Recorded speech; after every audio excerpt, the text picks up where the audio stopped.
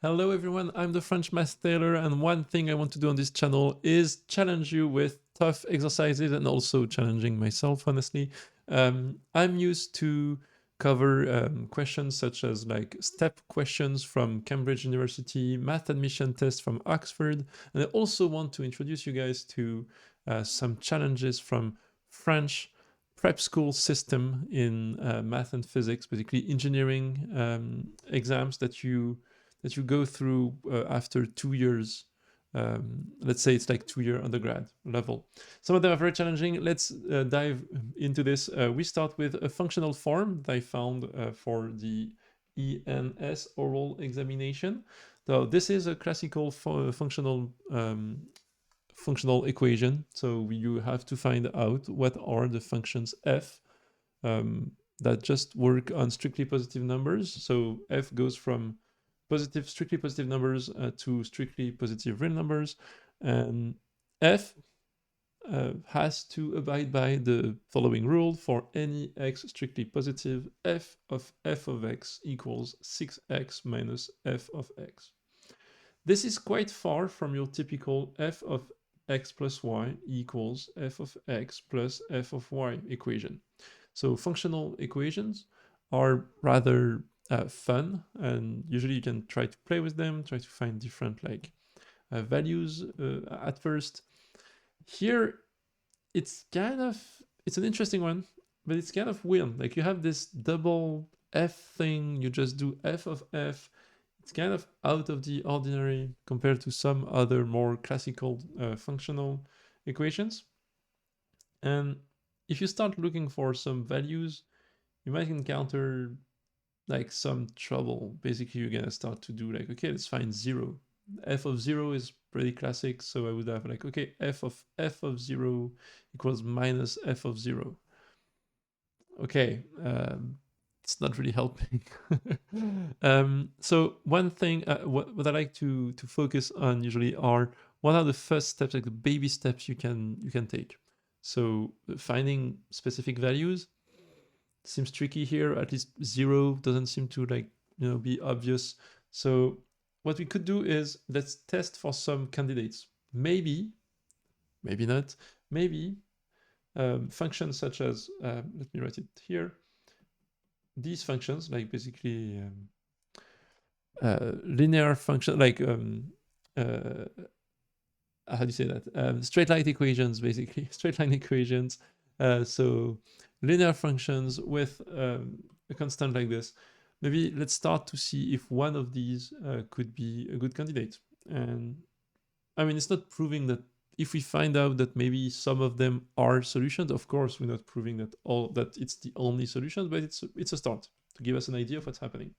So if we take this kind of function at first, so first degree polynomial, f of x is a f of x plus b and has to be equal to 6x minus ax plus b. And so, okay, let's go with this. A times ax plus b equals 6x minus ax minus b.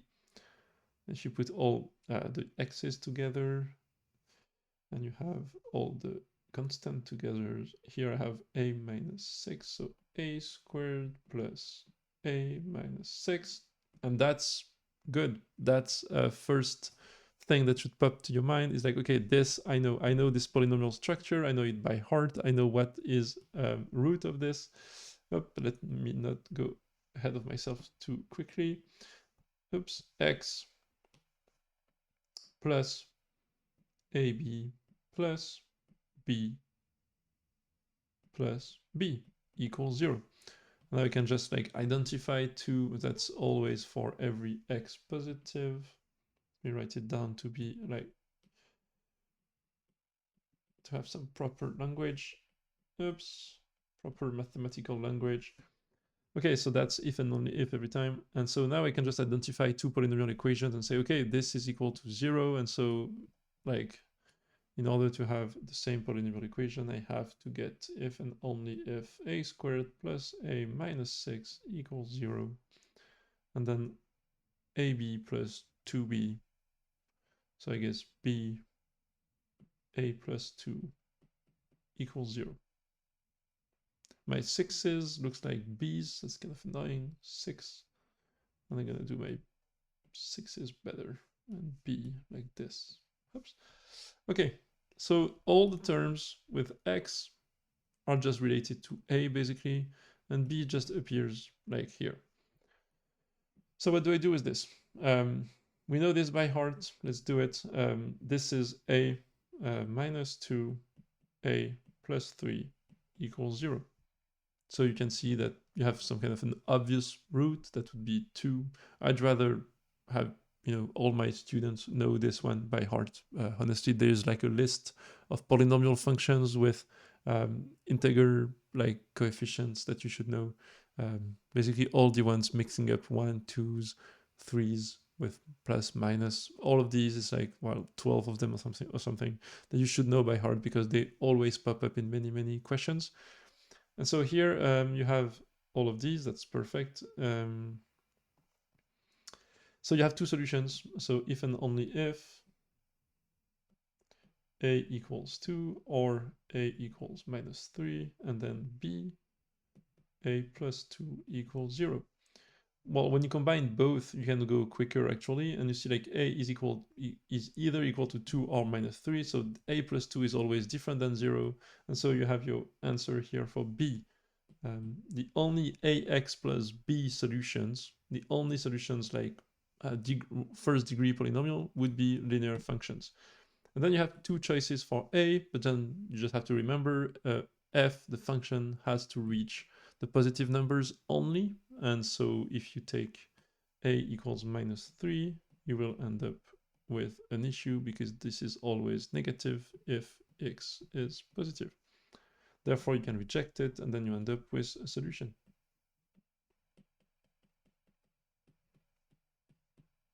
Is part of the solution set.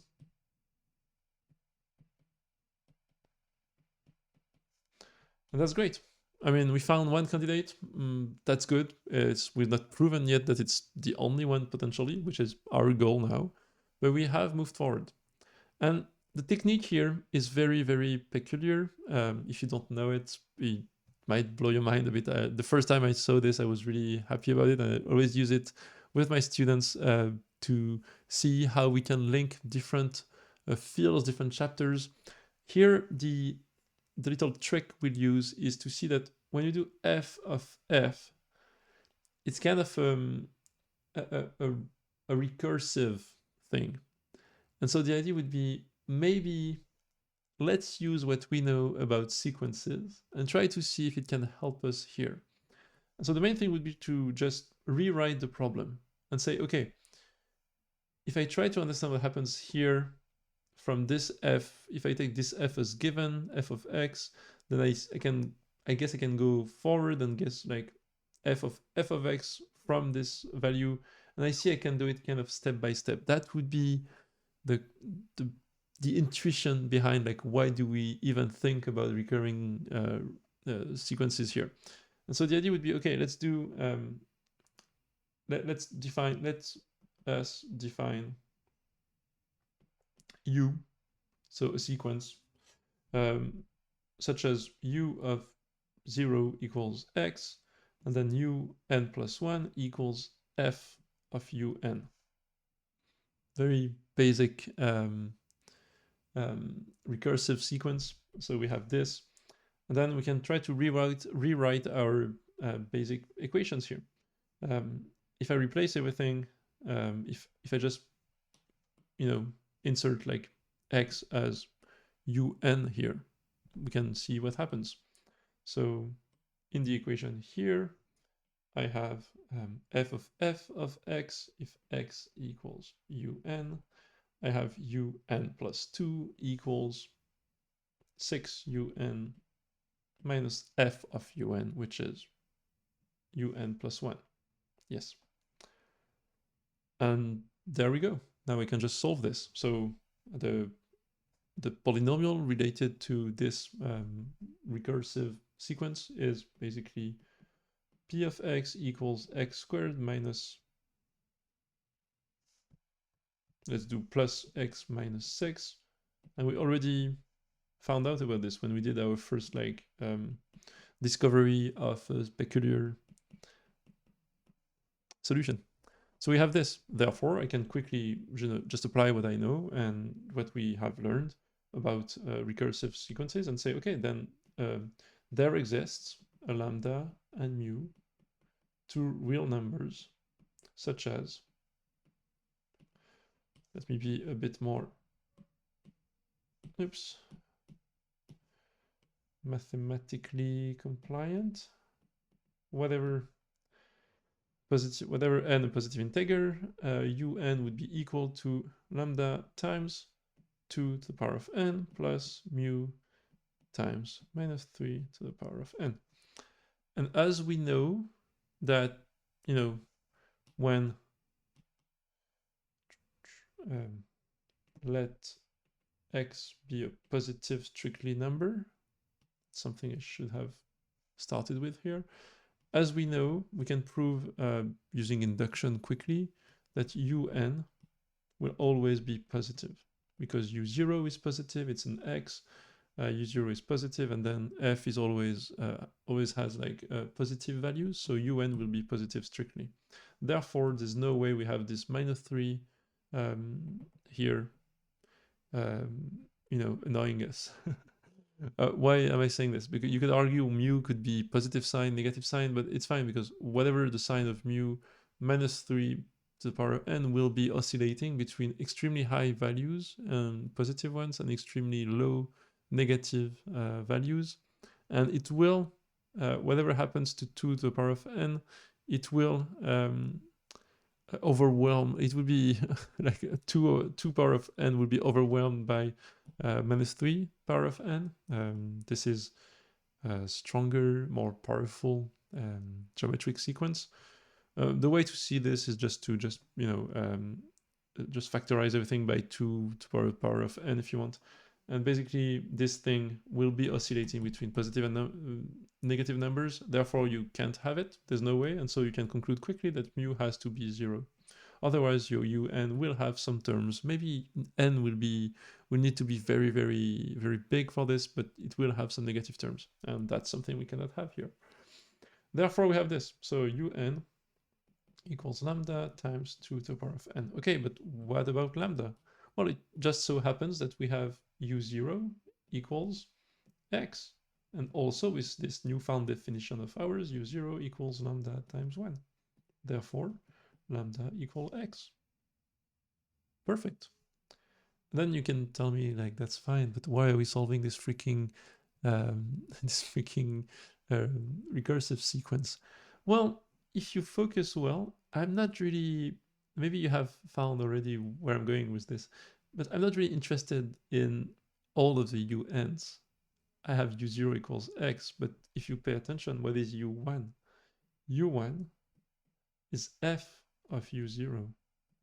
This is f of x. And so for any given x here, I will get f of x. And that's how you get it. It's kind of a sneaky way. But then if I have lambda equals x, I have u1 equals f of x by definition, but also with the formula we just found out about here, u1 also equals 2 to the power 1 times lambda equals 2x. And so whatever x, we found out that f of x equals 2x. And then when you find this, you should say, okay, is it a solution? We found this solution at the end of the process, but is it a solution? You go the other way. Well, it happens that we did it before. When we were checking randomly as first steps here in the research process, we already did this part of the reasoning. So there is this part, find solutions. Oops, sorry, I should put it here. I guess, I guess there is this part here, we're trying to look for solution, and this part, which is, it checks out, just checking that the candidates we found work out, and we did the work already. So that's it for this question. I found it interesting. Basically, you have this functional equation. It's not the same as the fundamental, I would call the fundamental one, which is this one, the Cauchy one, which is equal to fx plus fy. The main difference here is you don't have like two degrees of liberty with x and y. You have just one infinity of values to play with, which is x. But the key thing here is to put your finger on the issue, which is f of f, and try to think maybe what do I know where I do this kind of like f of f, this kind of recursive process. And that's the first, I guess, the step in the door to maybe start thinking about how could I use recursive sequences here.